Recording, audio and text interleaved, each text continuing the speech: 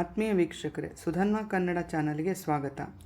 ದ್ವಿತೀಯ ಭಾಷೆ ಕನ್ನಡ 10ನೇ ತರಗತಿಯ ವಿದ್ಯಾರ್ಥಿಗಳಿಗಾಗಿ 2025-26ನೇ ಸಾಲಿನ ವಾರ್ಷಿಕ ಪರೀಕ್ಷೆ ನಿಮಿತ್ತ ನೀಲನಕ್ಷೆ ಆಧಾರಿತ ಪ್ರಶ್ನೋತ್ತರಗಳನ್ನು ಶ್ರೀ ಪ್ರದೀಪ್ KM ಸರ್ ಮತ್ತು Shri doctor T Babu PV sir ಅವರು ಈ ಒಂದು PDF ಮೂಲಕ ಮಕ್ಕಳಿಗಾಗಿ ಬಿಟ್ಟಿದ್ದರು. ಬಟ್ ಇದನ್ನು ಓದೋದ್ರ ಜೊತೆಗೆ ಕೇಳಿದ್ರೆ ಇನ್ನಷ್ಟು ಸುಲಭ ಅನ್ನೋ ಉದ್ದೇಶದಿಂದ ನಾವು ಈ ಒಂದು ವಿಡಿಯೋನ ಮಾಡ್ತಾಯಿದ್ದೀನಿ.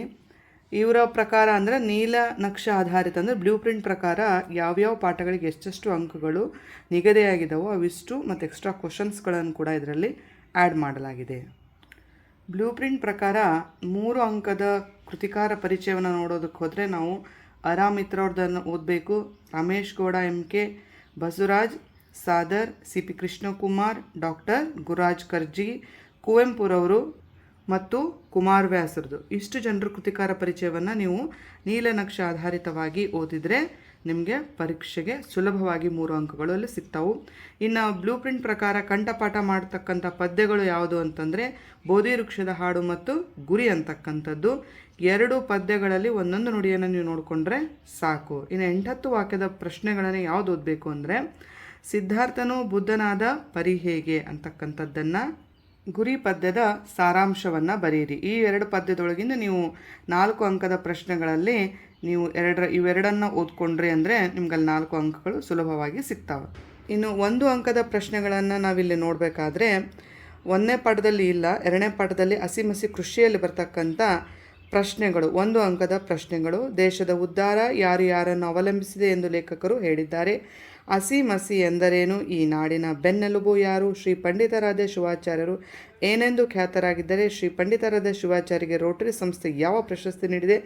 ಸರ್ವಜ್ಞನು ತಿಳಿಸುವಂತೆ ಕೋಟಿ ವಿದ್ಯೆಗಳಲ್ಲಿ ಯಾವ ವಿದ್ಯೆ ಮೇಲು?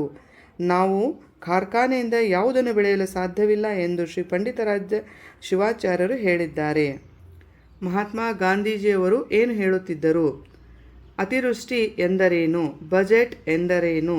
ರೈತರು ಹೇಗೆ ಬಾಳನ್ನು ಸಾಗಿಸುತ್ತಿದ್ದಾರೆ? ಹಸಿಮಸಿಗಿಂತ ಮಹತ್ವವಾದದ್ದು ಯಾವುದು? ಇದ್ರ ಜೊತೆಗೆ ಉತ್ತರ ಕೂಡ ಇದೆ, ನೀವು ಸುಲಭವಾಗಿ ಓದ್ಬೋದು.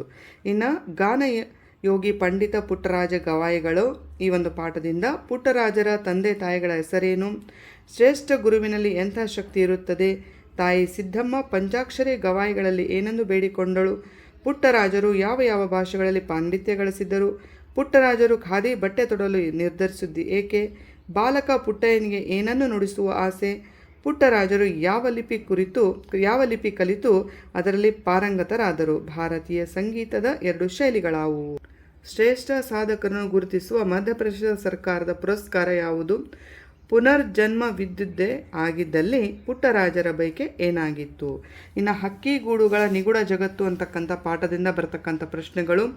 ಸಸ್ತನಿಗಳ ಆಶ್ರಯದಾನಗಳು ಯಾವುವು? ಅಸ್ಪೃಶ್ಯತೆ ಆಚರಿಸುವ ಮನುಷ್ಯನಿಗೆ ಹಕ್ಕಿಗಳು ಯಾವ ಪಾಠ ಹೇಳುತ್ತವೆ? ಹಕ್ಕಿಗೂಡಿನಲ್ಲಿ ಯಾವುದರ ಸಮನ್ವಯತೆ ಇದೆ? ಹಕ್ಕಿಗಳು ಗೂಡು ಕಟ್ಟುವ ಸಾಮರ್ಥ್ಯಕ್ಕೆ ಮಿತಿಯೊಡ್ಡುವ ಅಂಶಗಳಾವುವು? ಅಮೆರಿಕದಲ್ಲಿ ಗ್ಯಾನೆಟ್ ಕಡಲಹಕ್ಕಿ ಗೂಡನ್ನು ಯಾವ ವಸ್ತುಗಳಿಂದ ಅಲಂಕರಿಸುತ್ತದೆ? ಅಲ್ಪಸಂಖ್ಯಾತ ಮೊಟ್ಟೆಗಳನ್ನಿಟ್ಟು ಅವಕಾಶ ಮತ್ತು ಅದೃಷ್ಟಕ್ಕೆ ತಮ್ಮ ತಮ್ಮ ಸಂತತಿ ಉಳಿವನ್ನು ಒಡ್ಡುವ ಪ್ರಾಣಿಗಳಾವುವು? ಅಮೆರಿಕದಲ್ಲಿ ಗ್ಯಾನೆಟ್ ಕಡಲಹಕ್ಕಿ ಗೂಡನ್ನು ಅಲಂಕರಿಸಿದ್ದು ಯಾವ ವರ್ಷದ ಹಿಂದೆಯೇ ವರದಿಯಾಗಿತ್ತು? ಎಲ್ಲ ಜೀವಿಗಳಲ್ಲಿಯೂ ಸಾಮಾನ್ಯವಾಗಿ ಕಂಡುಬರುವ ಸಹಜ ಪ್ರವೃತ್ತಿ ಯಾವುದು? ಇನ್ನು ಗಂಗೆಯಲ್ಲಿ ದೀಪಮಾಲೆ ಈ ಪಾಠದಲ್ಲಿ ಬರ್ತಕ್ಕಂಥ 1 ಅಂಕದ ಪ್ರಶ್ನೆ. ಹರಿದ್ವಾರದಲ್ಲಿ ಏನನ್ನು ನೋಡಬೇಕೆಂಬುದು ಲೇಖಕರ ಗುರಿಯಾಗಿತ್ತು. ಹುಯೆನ್ಸಾಂಗ್ ಹರಿದ್ವಾರವನ್ನು ಏನೆಂದು ಕರೆದಿದ್ದಾನೆ? ಗಂಗೆಯಲ್ಲಿ ತೇಲುತ್ತಿದ್ದ 100 ದೀಪಗಳು ಹೇಗೆ ಕಾಣುತ್ತಿದ್ದವು? ಯಾವುದು ಗಂಗೆಯ ದಡದ ಆವರಣವನ್ನು ತರಂಗಿತವಾಗಿಸಿತು? ಇನ್ನು ನನ್ನ ಗೋಪಾಲ ಅಂತಕ್ಕಂಥ ಪಾಠದಿಂದ 1 ಅಂಕದ ಪ್ರಶ್ನೆಗಳು ಯಾವುವು ಬರ್ತಾವು ಅಂತಂದರೆ ಗೋಪಾಲನ ಬೆಳಗಿನ ಮುಖ್ಯ ಕೆಲಸ ಏನಾಗಿತ್ತು? ಗೋಪಾಲನಿಗೆ ಬಣ್ಣ ಬಣ್ಣದ ಹೂಗಳು ಹೇಗೆ ಕಾಣಿಸುತ್ತಿದ್ದವು? ಗೋಪಾಲನ ಗೆಳೆಯರ ಹೆಸರೇನು?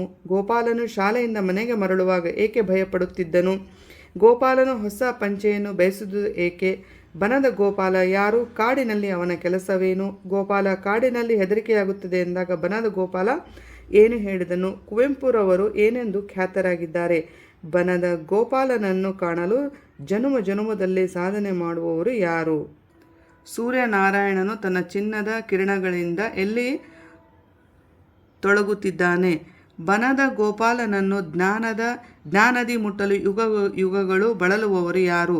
ಬನದ ಗೋಪಾಲನನ್ನು ಜ್ಞಾನದಿ ಮುಟ್ಟಲು ಯುಗಗಳು ಬಳಲುವವರು ತಪಸ್ಸಿಗಳು. ಈ ರೀತಿ ನೀವು ಉತ್ತರವನ್ನು ನೋಡ್ಕೋತಾ ಹೋಗ್ಬೋದು. ಇನ್ನು ಸೌಜನ್ಯ ಪಾಠದಿಂದ ನೋಡ್ಕೋತ ಹೋಗೊಂಡ್ರಿ. ನಮ್ಮ ದೈನಂದಿನ ಬದುಕಿನಲ್ಲಿ ಅಪರೂಪವಾಗಿರುವುದು ಯಾವುದು? ರೋಗಿಗಳು ಯಾರ ಬಳಿ ಹೋಗುತ್ತಾರೆ? ಸೌಜನ್ಯವು ಹೇಗೆ ಅರಳಬೇಕು? ಸೌಜನ್ಯದಿಂದ ಬೇರೆಯವರಿಗೆ ಏನಾಗುತ್ತದೆ? ನಮ್ಮ ಹಿರಿಯರು ನಮಗೆ ಏನು ಕಾಣಿಸಿದ್ದಾರೆ? ಇವಿಷ್ಟು 1 ಅಂಕದ ಎಲ್ಲ ಪಾಠದ ಪ್ರಶ್ನೆಗಳು. ಜೊತೆಗೆ ಉತ್ತರಗಳು ಕೂಡ ಇದಾವು. ಇವುಗಳನ್ನು ನೀವು ಸಮಯ ಸಿಕ್ಕಾಗ ಎಕ್ಸ್ಟ್ರಾ ಕ್ವಶನ್ಸ್ ಕೂಡ ಇದರೊಳಗೆ ಆ್ಯಡ್ ಆಗಿದ್ದಾವೆ. ಇದು ಮುಗಿದ ಮೇಲೆ LBI ಮಾಡಿರ್ತಕ್ಕಂಥ ಕ್ವಶನ್ಗಳನ್ನು ಕೂಡ ರಿವೈಸ್ ಮಾಡ್ತಾ ಹೋಗೋಣ. ಇನ್ನು ನೆಕ್ಸ್ಟ್ ವಿಡಿಯೋದಲ್ಲಿ 1 ಅಂಕದ ಪದ್ಯದ ಪ್ರಶ್ನೆಗಳು ಮತ್ತು ಪೂರಕ ಪಾಠದ 1 ಅಂಕದ ಪ್ರಶ್ನೆಗಳನ್ನು ನೋಡಿ 2 ಅಂಕ 3 ಅಂಕ ಸಂದರ್ಭಗಳನ್ನು ಕೂಡ ವಿಡಿಯೋ ಮಾಡಿ ಅದನ್ನು ಅಪ್ಲೋಡ್ ಮಾಡ್ತೀನಿ. ಧನ್ಯವಾದಗಳು.